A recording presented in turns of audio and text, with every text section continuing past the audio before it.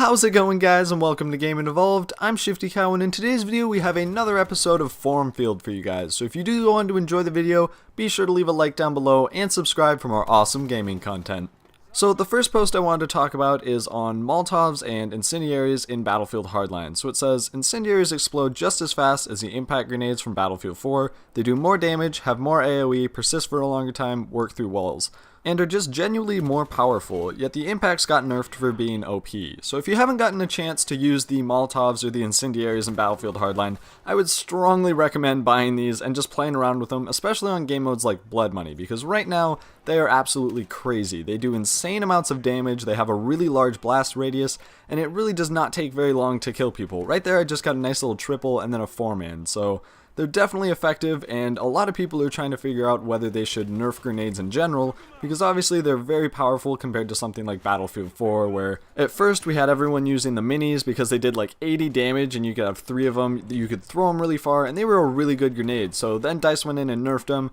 then people started using the impact grenades because they did 80 damage, they blew up on impact, you had 2 of them. Now just about everyone you see is running with the M67 frag just because the minis and the impact grenades pretty much just got nerfed into oblivion, so they're not useless, but they're really not nearly as effective as something like the M67 frag. So I really hope Hardline doesn't follow the same path as Battlefield 4, because right now they're all pretty evenly balanced. They're definitely a very powerful gadget compared to what they were in Battlefield 4, but every time I do decide to play Hardline, I actually have to think about which grenade I want to use, because they're all really powerful and I think they're very well balanced in terms of each other. As for everything else and kind of making them a little bit weaker, I definitely could see them adding this, because right now the blast radius for the M67 is pretty massive, and I could definitely see them adjusting things like blast radius and the amount of time that the Molotov sits there. So if they were to adjust all of them at the same time without just nerfing one thing, I think that would be a really nice way to keep them balanced but still kind of reduce their power just a little. So moving on to the next post.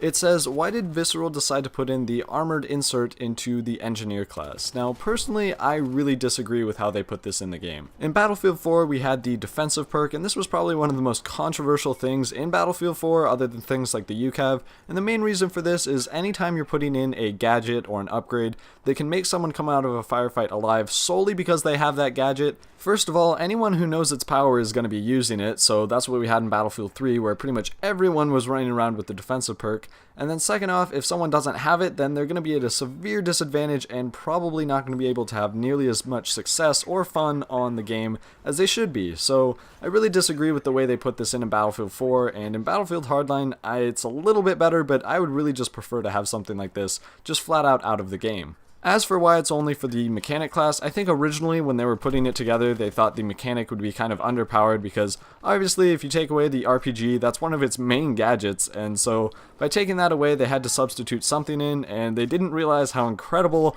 the K10 or the P90 would be, which by themselves that's enough to get me to use the mechanic class. So I really hope they don't add anything else like this in a Battlefield game again, because the defensive perk, armored insert, active protection, anything like this is just incredibly annoying, and I really hope they don't decide to put something like this in again. So the last post I wanted to talk about in this video says, why did Visceral decide to nerf the couch Easter egg but not change any of the top tier weapons in Battlefield Hardline? I truthfully do not understand some of the decisions Visceral is making in this game, because if you've been living under a rock and you don't know what the couch is, it's basically an Easter egg called the American Dream, and you can drive it around on Dust Bowl but only on Hotwire. Now what they've gone in and done is they adjust the speed and I believe the maneuverability of this, and I really don't understand why. Instead of putting in the time to kind of fix some of the weapon balance that really just doesn't make any sense because you have a lot of different guns that are just completely useless, and then you have top tier guns that obviously you're going to have top tier guns, but nothing as bad as how it is in Battlefield Hardline. So instead of putting resources and time into fixing that, they decide to nerf one thing that can be played on one game mode, on one map, and it doesn't respawn. So I really don't understand the choices they're making. I hope they do adjust some of the top tier weapons, so